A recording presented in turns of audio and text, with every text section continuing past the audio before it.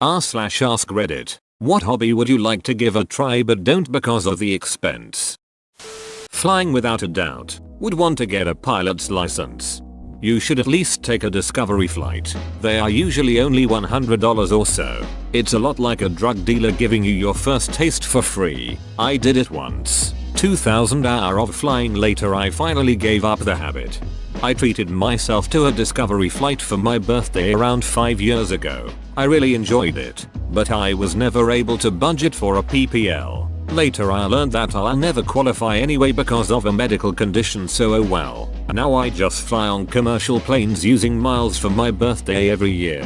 My job usually has me flying 30 to 50,000 miles a year, so I always have enough for a free flight. Do you mind sharing the condition? Curious because I was ineligible for the Air Force due to ear issues, but I haven't heard of a private license having the same restrictions. Sailing looks fun. R1 I can help on. Don't buy a boat. Look into sailing centers in your area. You can get lessons, rent the boats, and even get into racing. In my area, Boston, there's many of these places. You can go as small as a one-person boat on the river or as large as a 6-7 person boat out of the harbor and into the ocean. Relative to owning a boat, memberships are extremely affordable. Best part is that if you decide you don't love it, you're not 50k or more in the hole.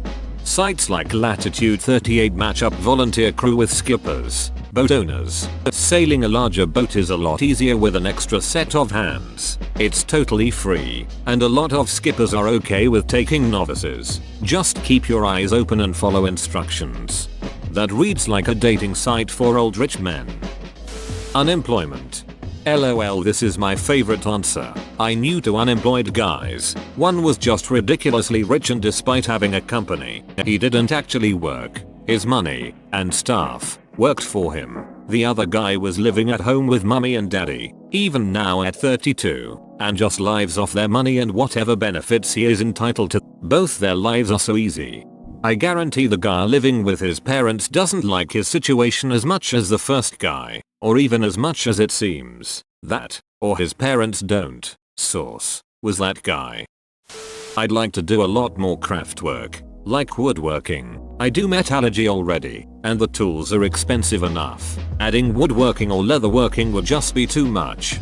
Maybe check in your area to see if there is a makerspace around. Holy cow, I didn't even know makerspaces were a thing. I've always wanted to try woodworking and crafting but live in an apartment. This is a game changer. Thank you. Woodworking required space more than money. Yes, there are tools that cost $20,000, but there are options for $100. And as the saying goes, a bad craftsman blames his tools. Leatherworking is pretty cheap. I find the natural is the killer. Traveling. Farming.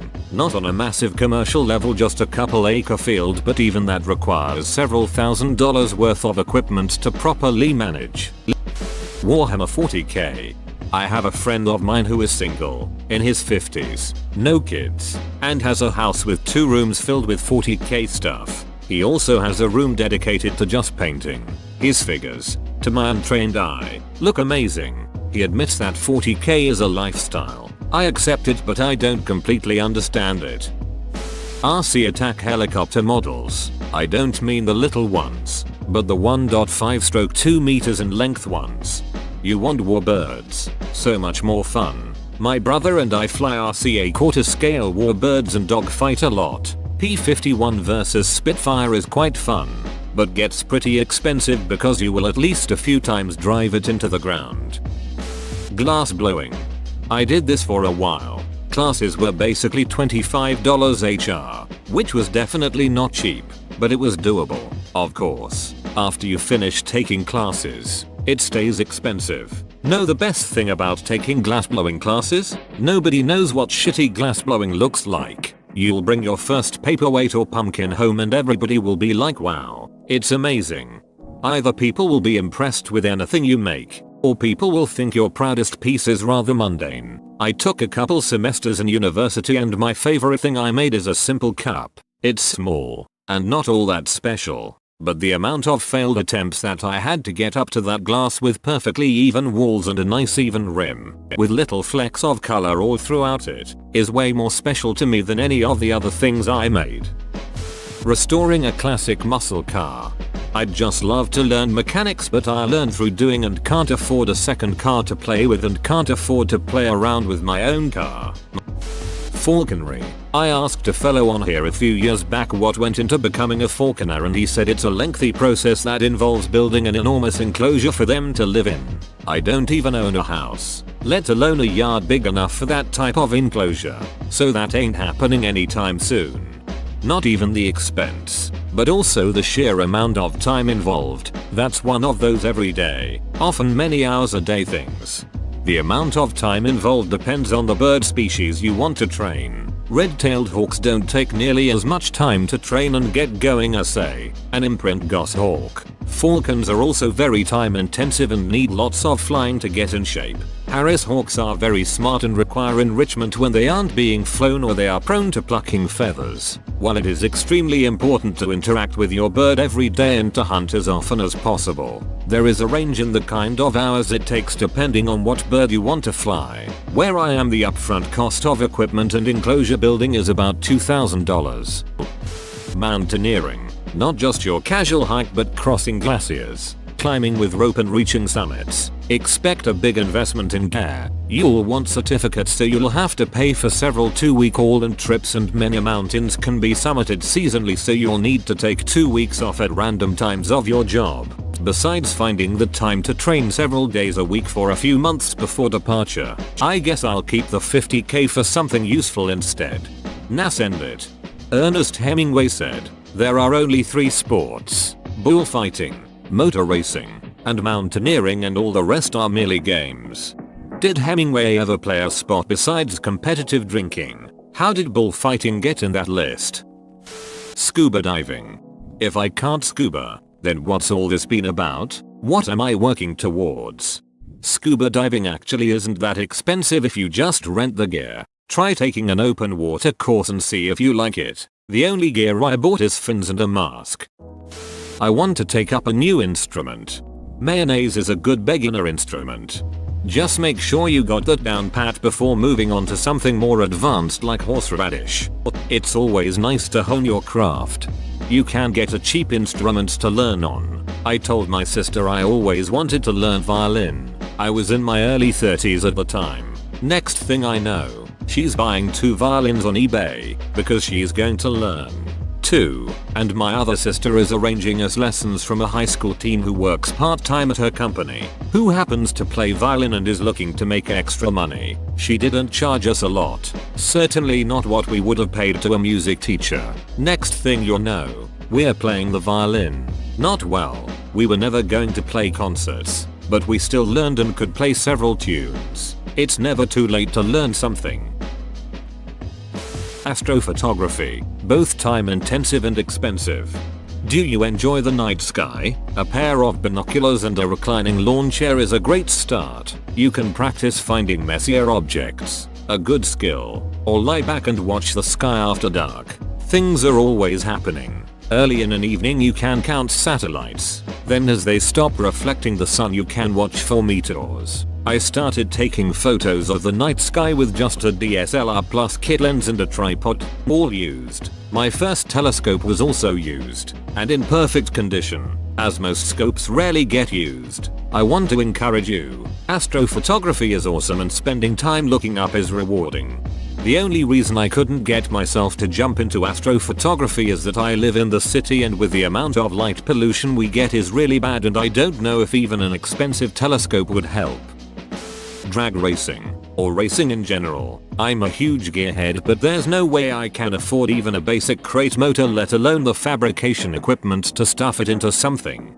Bracket racing. You dial in, make an educated guess how fast you'll be, and so does the other person. There's a delay on when you go, based on the difference in your dial in. So in theory, if you both hit your time, you'll cross the finish line at the same time. You could have a smart car win against a top fuel car. You're racing on your skill as a driver, not just on who has the fastest car. Sure, you need to pay entry fees, but that's much cheaper than building even a pro mod car. My local strip has street legal Fridays like this. $30 to race, and even if you lose first round, you can still make passes for fun all night long. I raced my 97 Ford Ranger for shits and giggles as a teen on a test and tune night, even staged a one-wheel burnout before every pass. My best time was a 19.71 stroke 4 mile, face rolling on the floor laughing. Restoring Victorian houses to their original condition, with all the architectural nuances authentic. I want to buy a Victorian house, restore it, and then turn it into a really great Halloween haunted house, with animatronics, actors, and everything. Move to Detroit. Some of those houses are already haunted by meth addicts, so you can check off most from your list.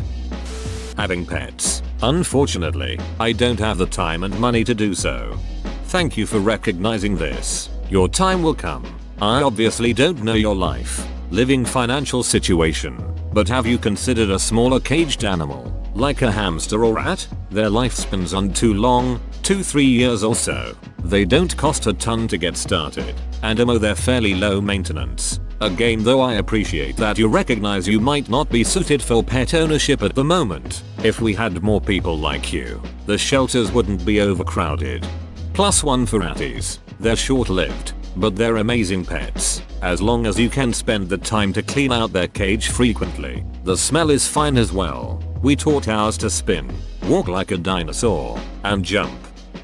Knife making, forging. Stained glass. Collecting rare books. Collecting art. Collecting old maps. I've been really considering collecting old maps, but putting it off until I have a space that can support actually displaying them. If you're in the US and interested in old but not super old maps, like 100-150 years old, I feel like I've definitely seen some being sold for fairly reasonable prices, especially stuff that might have value to you but not be super sought after broadly, like a map of your local town or something. Start my own private aerospace company like all the cool billionaires, but without all the pain of running a business and finding customers. Playing the harp. I wanted to learn so badly ever since there was a small segment on a kids TV show when I was little, maybe Teletubbies. I was upset for years that my parents said no until I looked into it myself much later and saw that harps easily cost £1,000 plus. I think it's fair they didn't want to hand that kind of money over to a 6-7-year-old who would probably have broken it or got bored after a few months. 22 now and still biding my time for financial security to finally give it a shot, probably with a rental rather than buying. I knew a woman once who played harp.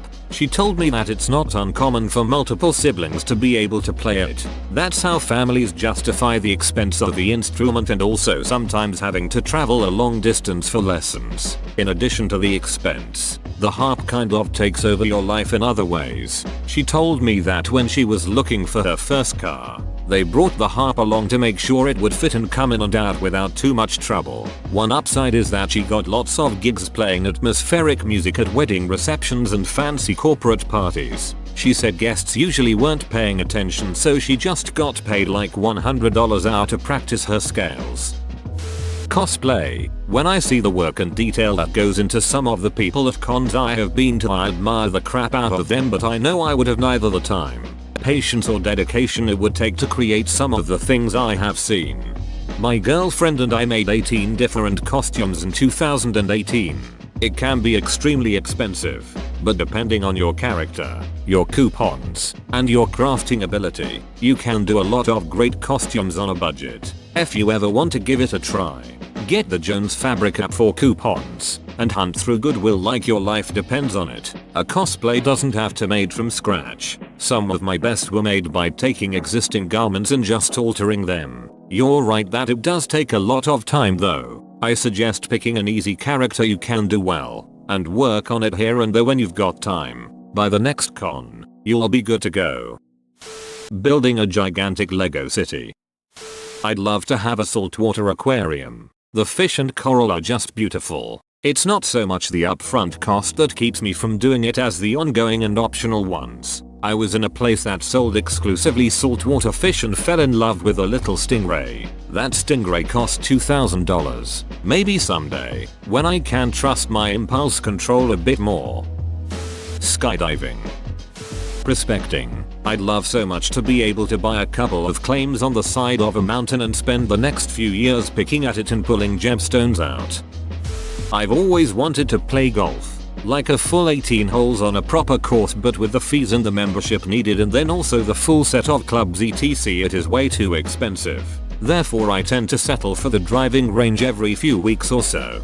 There are lots of clubs that have reasonable rates for a one-day usage, and many resorts you can stay at that have golf clubs attached. You can rent a set of clubs and have at it. It helps to bring someone who knows what they are doing. But if you call in advance you might be able to get an instructor or at least guidance before you go. Long range target shooting. Shooting tin cans is fun, but I think it would be super satisfying to turn it into an art form and be able to hit a target 1,000 yards away. The guns are expensive. The scopes are just as much as the guns. The ammo is expensive. This isn't sustainable on an hourly income. Outdoor rock climbing. I climb indoors, but the gear and travel to do neat things outside is intimidating. Vinyl collecting or comic book collecting. Taking classes. There's so many classes I want to take through my local arts center and community colleges. Ideally I'd like to go back to school and get more bars, but I don't have the time or money. I just really miss school and I like learning. Painting. The canvases cost so much, and so does the paint, not necessarily. Painting an acrylic can be real cheap. Instead of canvas you can paint on wood panels, and you only need a few basic colors to get started. Also Craftsman brushes are decent, especially for how inexpensive they are. I've never painted in oils, but watercolor can also be cheap. Whoa, you made it to the end? You're a ducking beast. I'll cut you a deal. Smash like and subscribe for more curated content, bruh. It's free and that's a great price.